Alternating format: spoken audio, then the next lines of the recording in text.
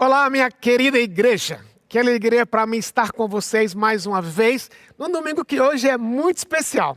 Estamos hoje recebendo o nosso querido Guilherme Kerr, que passou muitos anos aqui, mas ao mesmo tempo nós estamos recebendo um dos nossos missionários e por isso estamos gravando. Essa mensagem foi uma mensagem gravada especialmente para hoje, por questões de segurança.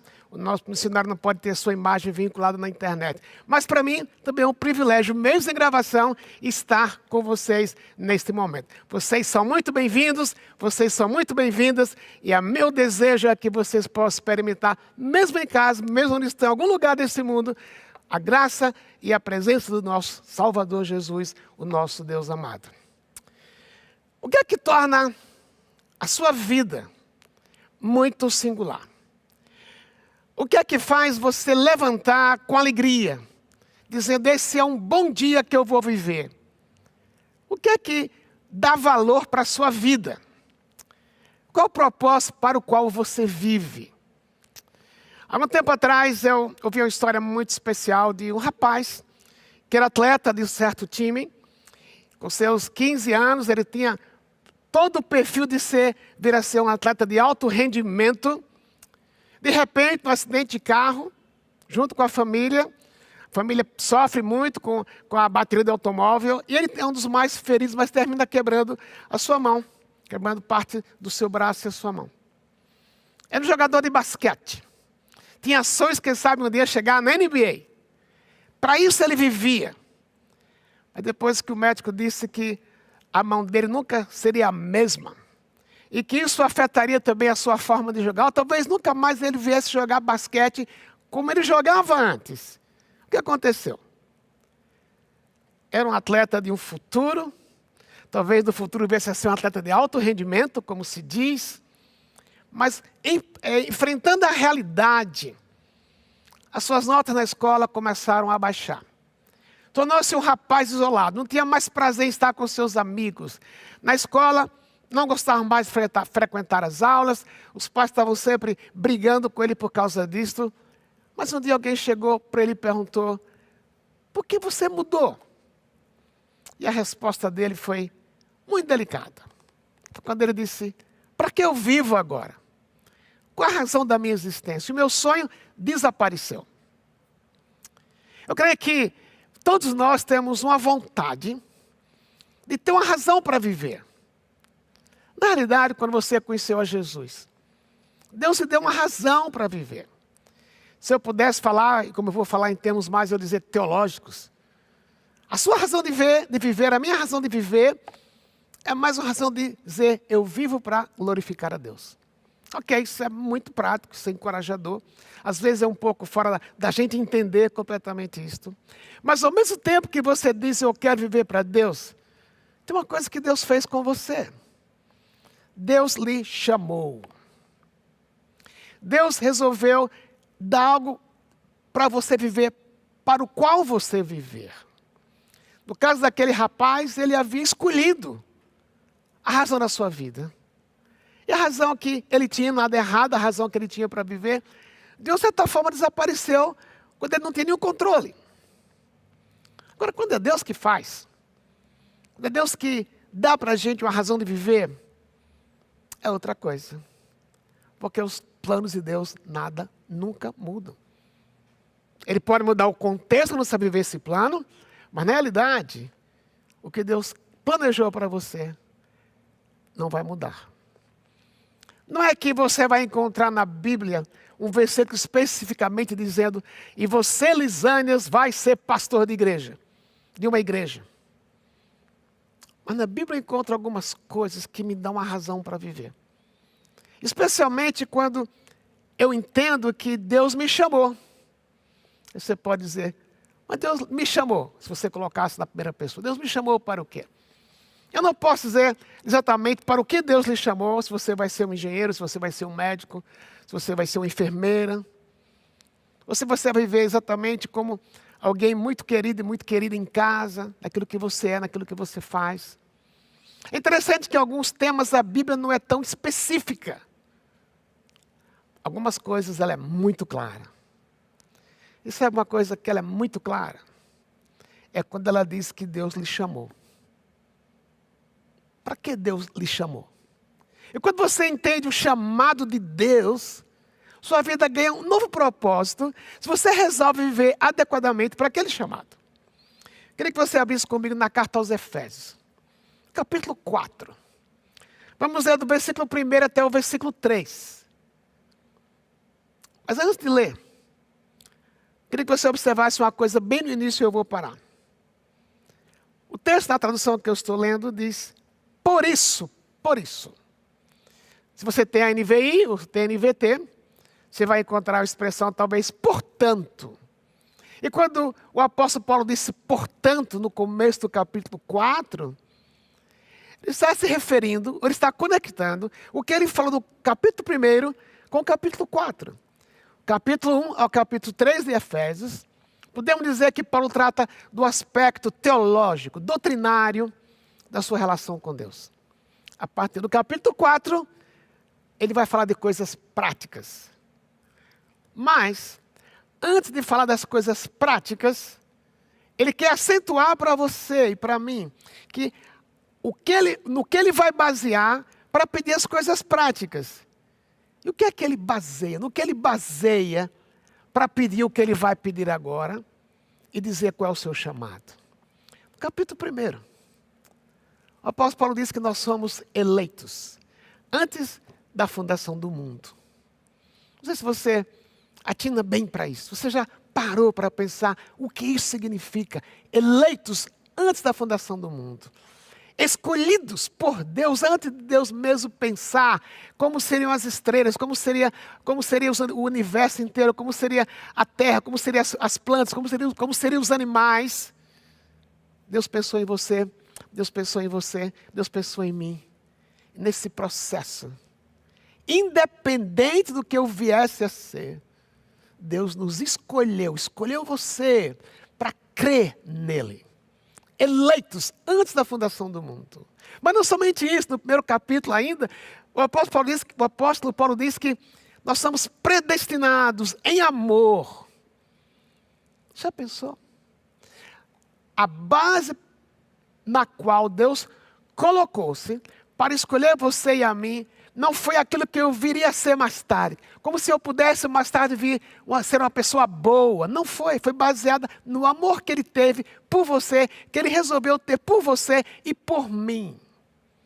Não foi uma escolha que eu fiz. Isso nos dá segurança. Também, mais tarde ele fala do fato de que quando eu vinha conhecer Jesus, o Espírito Santo passou a habitar em mim. Nós somos selados. E a presença do Espírito Santo em mim e em você é um sinal de que nós pertencemos a Deus. Nada pode nos tirar de Deus. Nós somos propriedade dele. Outra coisa que eu quero incluir, antes de falar o portanto, é que havia uma inimizade entre judeus e gentios. Os judeus não se davam com os gentios, os gentios não se davam com os judeus. Havia uma separação, mas quando Jesus foi até o Calvário, morreu por você e por mim, ele também morreu pelo judeu e pelo gentio. E hoje, no corpo de Cristo, somos um só. No capítulo 3, ele termina o capítulo 3 com uma oração, dizendo que Deus é capaz, poderoso, soberano, para fazer por nós muito mais do que nós podemos imaginar. Então, depois de falar isso, depois de expressar a base na qual ele vai pedir o que ele vai pedir, ele diz, portanto. O portanto dele é muito sério. Não foi uma peça retórica, não foi algo poético. Era como se ele estivesse dizendo, eu tenho toda a razão de pedir e dizer para você o que eu vou dizer. Então o texto diz assim, Efésios capítulo 4, a partir do versículo 1. No meu texto diz assim, por isso, portanto, eu, o apóstolo Paulo, que estou preso porque sirvo o Senhor Jesus Cristo, peço a vocês que vivam de uma maneira que esteja de acordo com o que Deus quis quando chamou vocês. Sejam sempre humildes, bem educados e pacientes, suportando uns aos outros com amor. Se pudesse resumir esses 3 versículos, na única frase, essa frase seria: Deus chamou você. Mas para que Deus me chamou? O subproduto disso é que Deus, quando mostra para você: eu quero que você seja um engenheiro, eu quero que você seja um investidor, eu quero que você seja um professor, eu quero que você tenha uma rede de carrinhos de pipoca. Ok, faz parte. Mas a coisa mais singular é: Deus nos chamou. Deus nos chamou para que neste mundo nós vivamos de uma forma tal que reflitamos a pessoa de Deus. E se este é o chamado, segundo o apóstolo Paulo também, no capítulo 8 de Romanos, quando ele diz que nós somos predestinados para sermos conformes à imagem de Jesus. Nós somos chamados para refletirmos Jesus no mundo onde nós vivemos. E nós precisamos então valorizar este chamado. Alguns anos atrás, eu li uma manchete de um jornal, eu estava nos Estados Unidos, e que dizia, era a história, um artigo sobre alguns juízes na cidade de Minneapolis, que haviam tido casos extraconjugais, que haviam tido casos com prostitutas, que haviam, de certa forma, usurpado alguma coisa financeira do governo para o qual eles trabalhavam. Eles eram juízes, pertenciam ao poder judiciário, mas são pegos em comportamentos inadequados para a função que eles tinham. E o jornal, numa frase, diz: o que eles fizeram não foi digno da função ou da responsabilidade que eles tinham. Nós podemos viver de uma certa forma contrária ao chamado que Deus nos deu. Por isso, o apóstolo Paulo diz: portanto, por causa de você ter sido escolhido antes da fundação do mundo, porque você foi selado pelo Espírito Santo, porque você teve a oportunidade de, pela graça, conhecer Jesus como seu Salvador, porque agora não existe mais barreira entre gentios e judeus, e não deve haver nenhuma barreira entre nós. Por causa disso eu peço, eu rogo, eu imploro que vocês vivam de uma maneira digna do chamado que vocês receberam de Deus. Quando você escolhe ser engenheiro, professora, médico, investidor, dono de uma rede de supermercado ou o que for, certa parte, dê a sua contribuição. Você estudou, você tinha um sonho, você tinha vontade, você fez planos, claro, naturalmente, debaixo da dependência de Deus. Nisso você contribui. Mas o chamado para refletir Deus no mundo e entre nós, foi Deus quem fez. Já pensou o privilégio de você poder olhar para você e dizer: este aqui foi escolhido por Deus para crer. E para no mundo em que você e eu vivemos, no mundo onde você vive, você poder ser visto como alguém que vive de um modo digno do chamado que Deus lhe deu. Eu não sei quantos de nós valorizamos isto. Na minha mesa, na minha sala, eu tenho alguns diplomas e a Teca pôs esses diplomas na moldura. Ela tem parte nisso, porque muito do que eu pude fazer, fiz por causa dela. Eu tenho um diploma lá. Eu tenho um diploma no dia que eu fui ordenado pastor. Muito especial. Eu tenho um diploma no dia que eu recebi o meu grau no seminário. Tem a ver com o meu chamado para ser pastor. Mas o meu chamado para refletir Deus é algo acima. É um privilégio acima do que nós podemos imaginar. E aqui no texto, o apóstolo Paulo não vai ainda tratar dos específicos. Ele vai tratar da forma.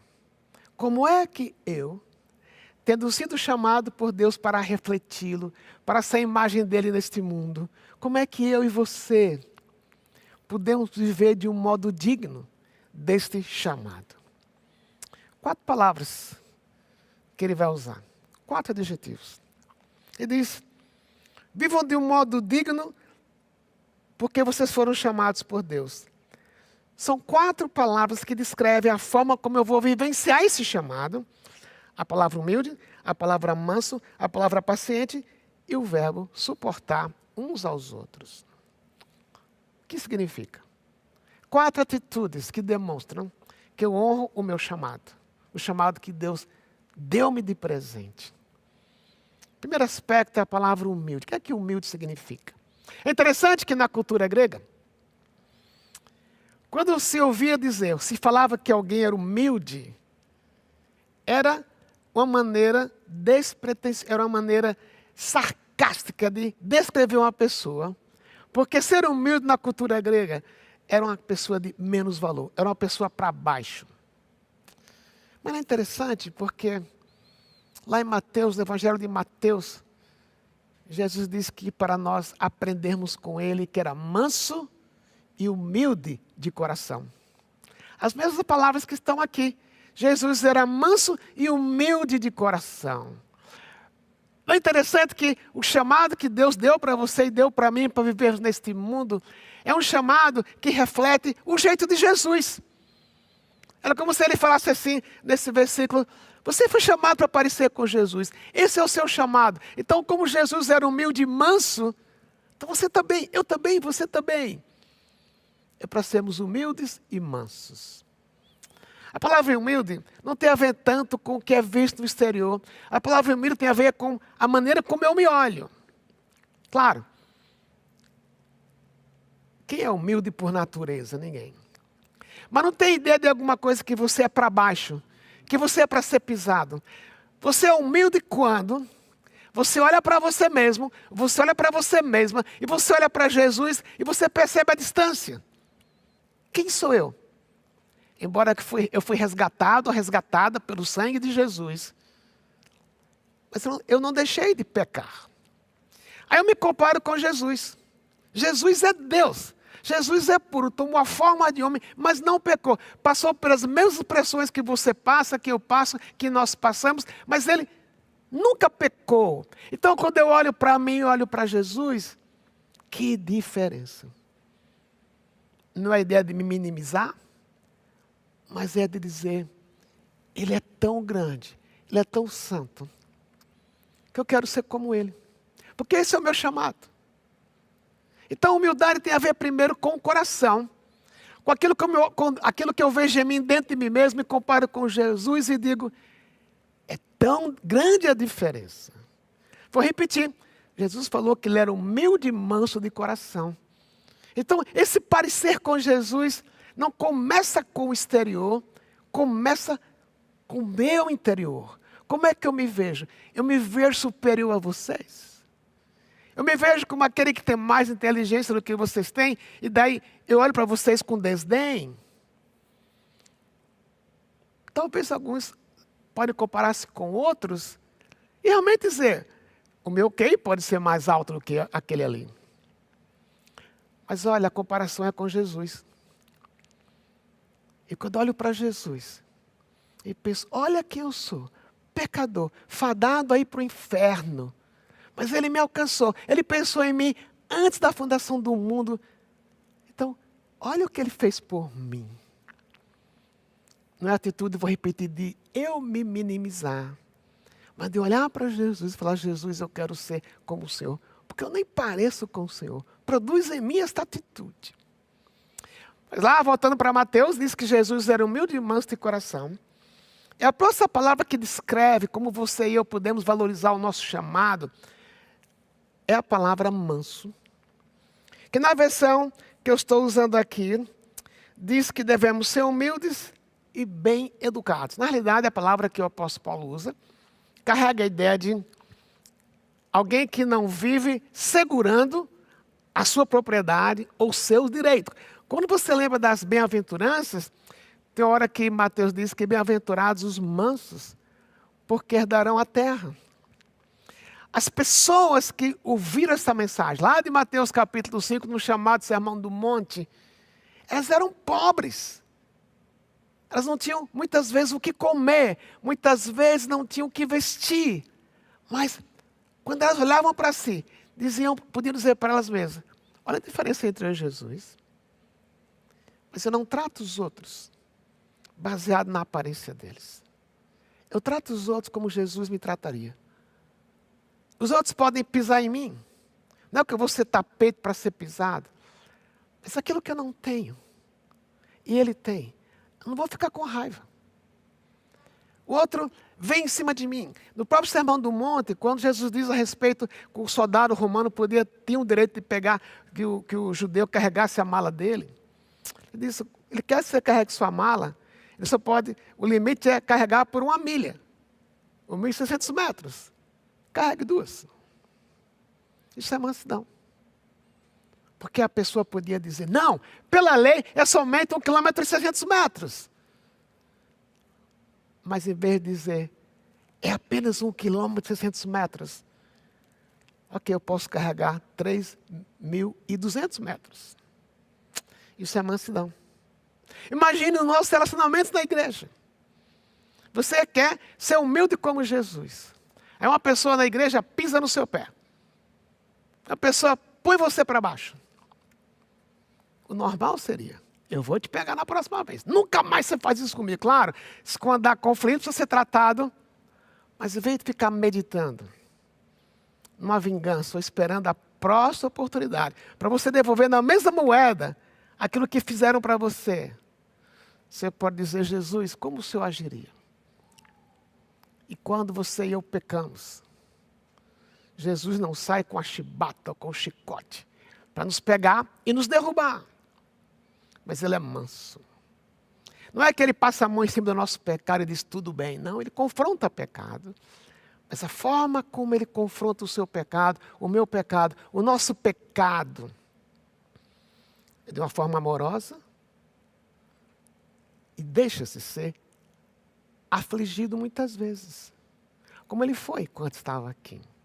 Então, se eu quero viver uma vida digna do meu chamado, que reflete a pessoa de Jesus, eu vou me comparar com ele, ser grato, porque a despeito que eu sou, ele fez de mim uma pessoa que foi escolhida antes da fundação do mundo, mas quando eu sou agredido, quando meus direitos são tomados, eu não vou atrás de uma vingança.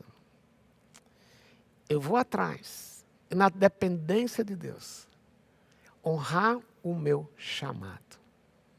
Alguma vez você foi tentado, por exemplo, numa fila, você é da minha idade, tem mais de 60 anos. Você está numa fila de idosos e chega alguém de 50 anos, de 40 anos, cobre a cabeça com um chapéu, para não mostrar que não tem cabelo branco, e fica na sua frente. Qual a nossa atitude? Entre nós aqui, não dá vontade de dar um empurrão na pessoa, falar, sai para lá, esse lugar não é aqui. Você tem o direito, ali é só para fila para idosos. Mas como é que eu posso falar isso? Em casa, com a esposa. Quando você queria sair para um passeio, é tal hora. E você combina, nós vamos sair de casa às 10 horas. Aí 9h40 você relembra. Às 10 horas, 9h50 você relembra. Querida, meu amorzinho, faltam 10 minutos. E ela continua no secador de cabelo, ela continua se maquiando, como se nada fosse acontecer. O que você faz? Grita, mete o chinelo nela, amorosamente diz, bem, você sabe que às vezes eu me irrito com isso, mas eu te amo. Ok, eu te espero. Isso é loucura. Mas como é que eu demonstro o meu chamado?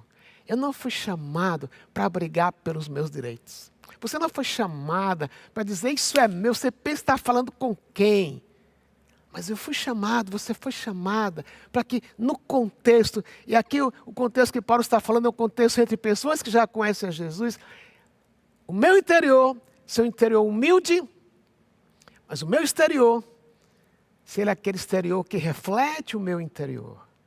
Que o que eu faço reflete aquilo que eu creio que eu sou em Jesus.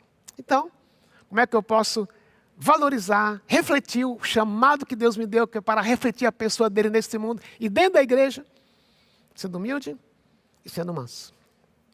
Ok. Mas vem mais duas palavras interessantes.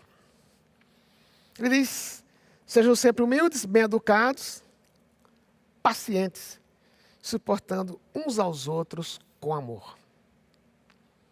Pacientes, suportando uns aos outros com amor.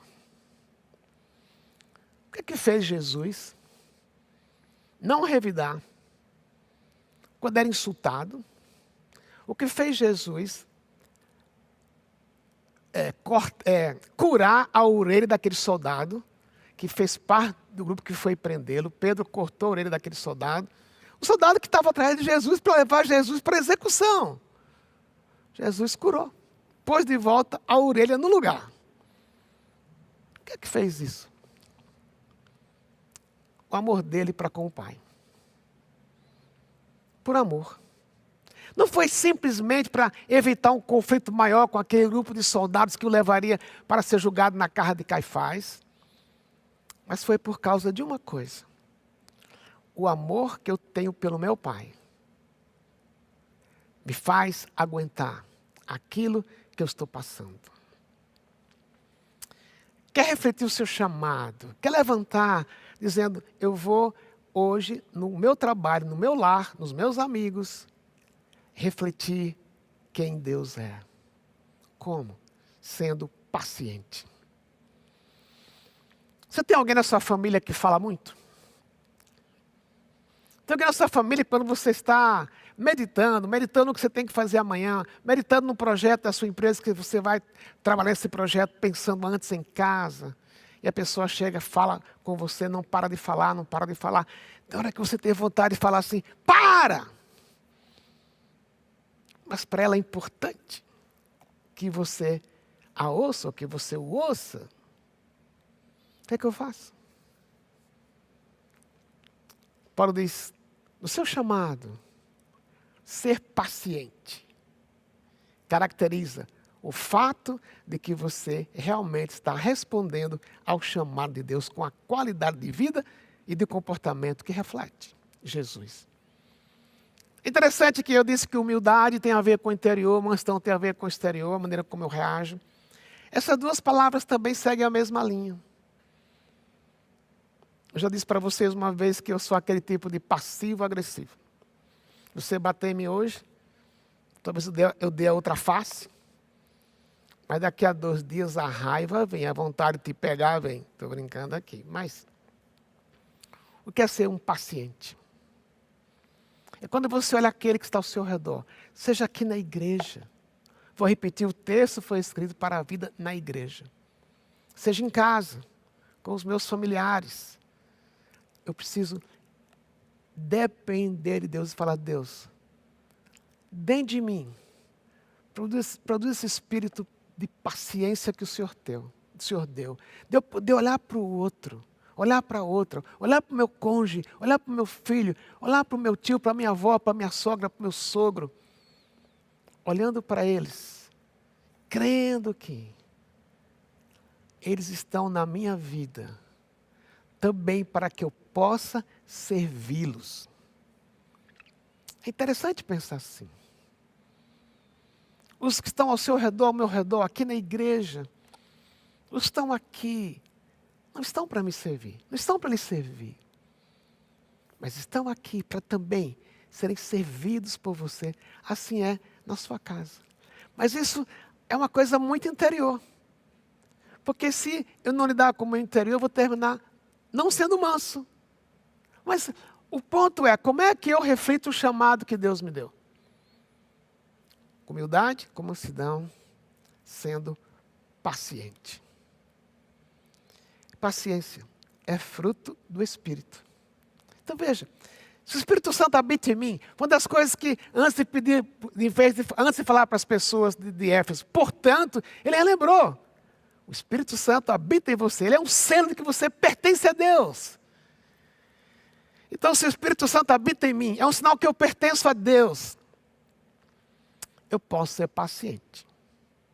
Não por minha força, mas pela capacidade que o Espírito dentro de mim tem para produzir paciência.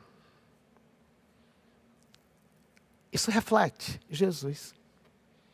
Jesus foi paciente com Pedro. Pedro se avorava. Pedro não queria que Jesus fosse crucificado. E Pedro teve uma hora que falou para Jesus: Jesus, nós não queremos que o Senhor vá para a cruz. Jesus foi firme com ele. Sai, Satanás. Ele não falou que Pedro estava cheio de Satanás. Não. Ele foi firme. Mas ele foi paciente. Quando Jesus viu que Natanael foi chamado por Filipe, que já seguia Jesus. Filipe chamou Natanael para seguir a Jesus. Natanael falou assim para Filipe: quem?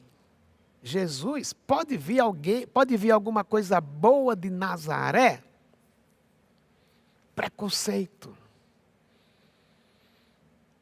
Todos nós, eu também. Se não cuidarmos, temos alguns preconceitos muito palpáveis em nosso interior. Ninguém vê.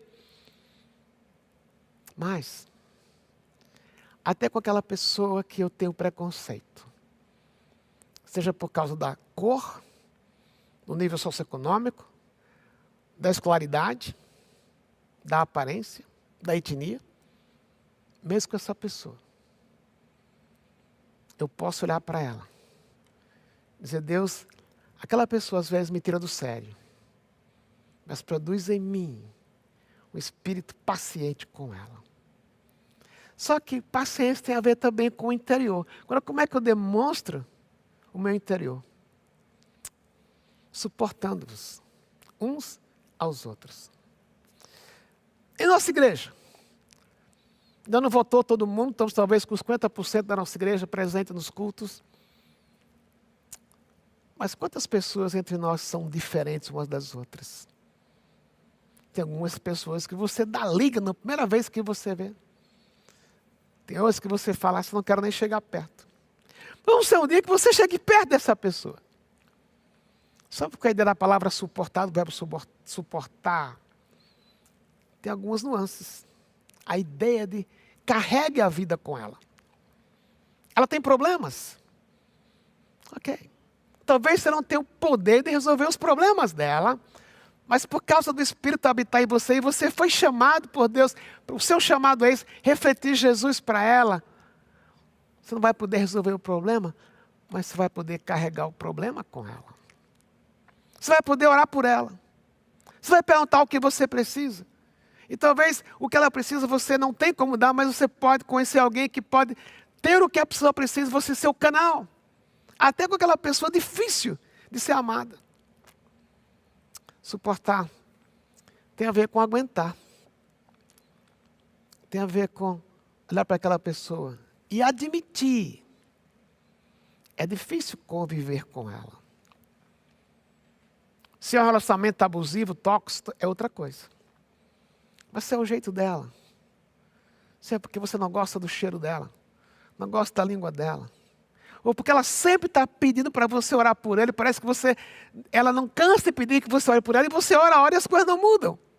Você tenta desviar-se dela quando vai encontrar com ela aqui na igreja, porque ela vai pedir: ore por mim, ore por mim. Sabe o que é suportar?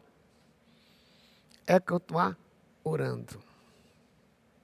Não é dizer: eu vou orar por você, nunca mais você lembra de orar. Mas é quando você vê uma pessoa em necessidade, por mais difícil que ela seja. Você pode não somente ser paciente, mas aqui existe um verbo de ação. É quando você sai de você e vai a ela ou a ele e diz: estou aqui para servir. E a frase que completa diz: suportando-vos uns aos outros com amor. Amar alguém que parece comigo. Amar alguém que não briga comigo. Amar alguém que só me elogia. Amar alguém que não reclama da minha dicção quando eu falo muito rápido aqui. Não é tão difícil. Mas amar alguém que às vezes me põe para baixo. Amar alguém que nunca viu em mim alguma coisa boa, isso olha para mim e vê em mim os meus defeitos. E onde essa pessoa está com dificuldades. Eu poder olhar e dizer, Deus me dá paciência. E eu poder agir em direção a ela. A gente só faz isso baseado no fato de que fomos amados por Jesus. E porque fomos amados por Jesus, nós podemos amar o outro da forma como Jesus nos ama. Aqueles juízes lá em Pineápolis, eles foram condenados. Não somente porque tiveram caso com prostitutas. Não somente porque usurparam, roubaram o dinheiro do governo.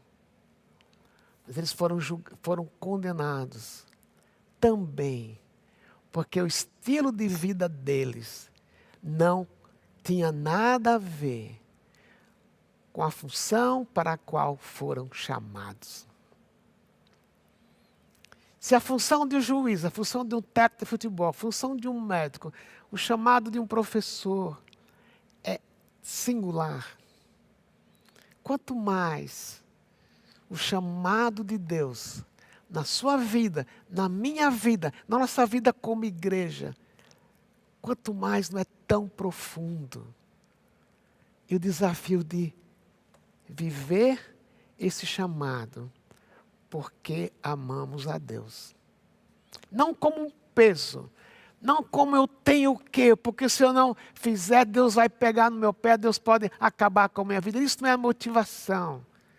Mas a motivação é porque Jesus me ama, porque Deus me ama, porque Deus antes da fundação do mundo me chamou, porque Deus mandou Jesus até a cruz para morrer no meu lugar, porque eu fui salvo não pelos méritos que eu tenho, mas porque Jesus resolveu me salvar, me perdoar, me dar vida eterna, porque Ele fez isso.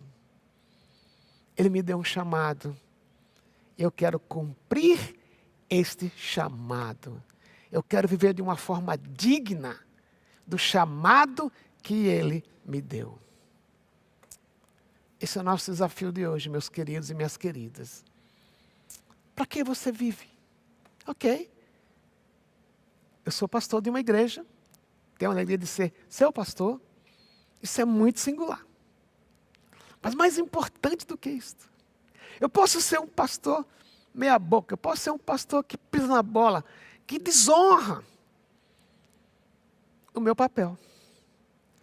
Mas não é só o meu papel que eu desonro. Eu desonro o chamado que Deus me deu, que foi refletir a pessoa dele na igreja e para o mundo no qual eu vivo. Esse é o meu chamado. A minha pergunta para terminar é: como você acha que as pessoas descreveriam você? Será que elas diriam, ou para você, ou para alguém, ali está alguém, que quando eu encontro com ele, eu tenho vontade de ficar conversando. Quando eu encontro com ela, tenho vontade de ficar conversando. Talvez não use essas palavras, mas diga, ele é humilde, ele é manso, ele é paciente, e ele carrega quando precisa os meus problemas com ele intervém, ele ora por mim, ele interfere quando é possível.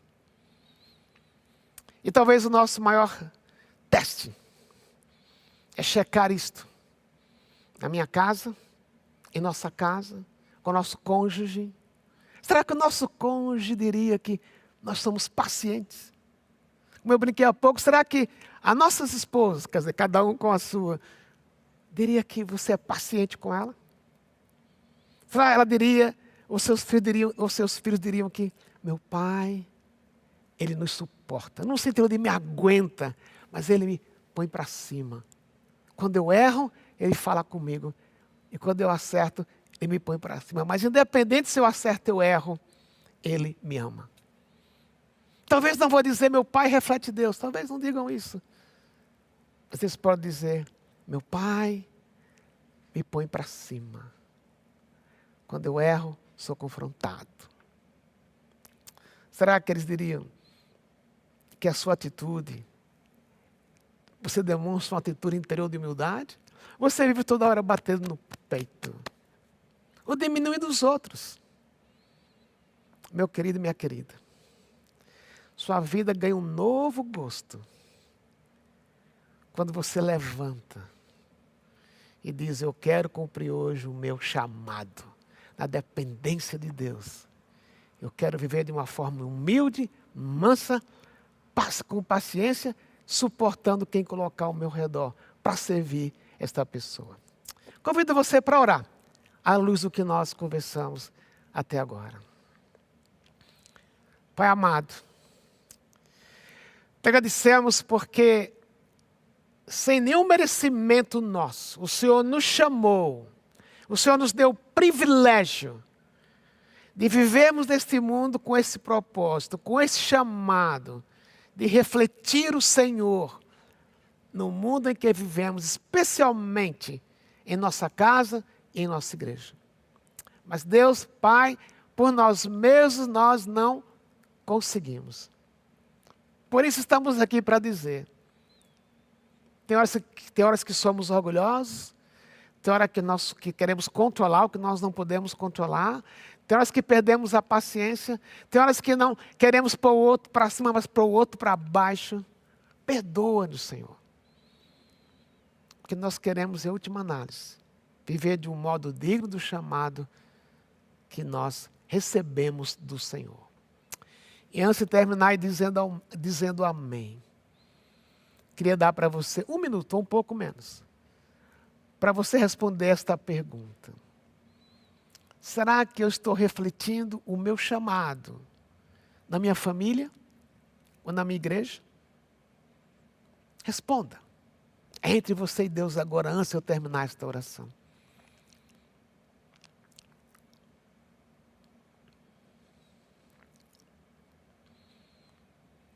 Pai, o Senhor sabe na minha própria vida que eu não posso esconder as minhas lutas nessas áreas.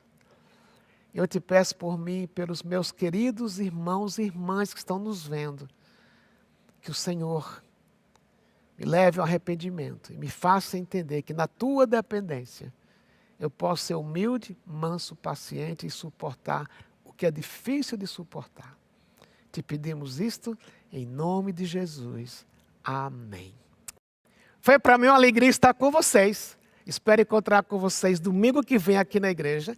Mas quem me dera também que cada um de vocês pudesse estar em um pequeno grupo esta semana. Mas que Deus abençoe você e que a graça dele encha a sua vida. E até domingo, se assim Deus quiser.